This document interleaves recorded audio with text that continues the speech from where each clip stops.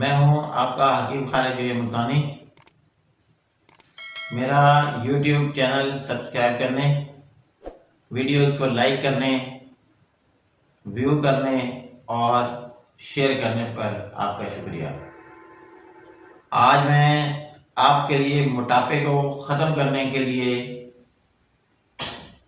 एक बेहतरीन सा नुस्खा लाया हूँ। मोटापा एक तकलीफ देह चीज़ है, एक बीमारी है जो कई बीमारियों को अपने साथ लेकर आती है। तो मोटापे को जितनी जल्दी हो सके इसे ख़त्म किया जाए ताकि बीमारियां जो हैं वो दूर हो सकें। तो मोटापा ख़त्म करने के लिए नीम गर्म पानी में कुछ शहद मिला लिया करें और उसे पी लें। 1 गिलास नीम गर्म पानी में 2 से 3 चम्मच जो है वो शहद के मिलाएं, खालिद शहद, वो शहद होना चाहिए,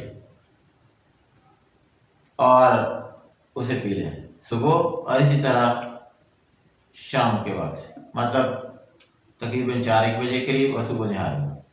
इंशाअल्लाह दिनों में ही मोटापा जो है वो कम होना शुरू हो जाएगा और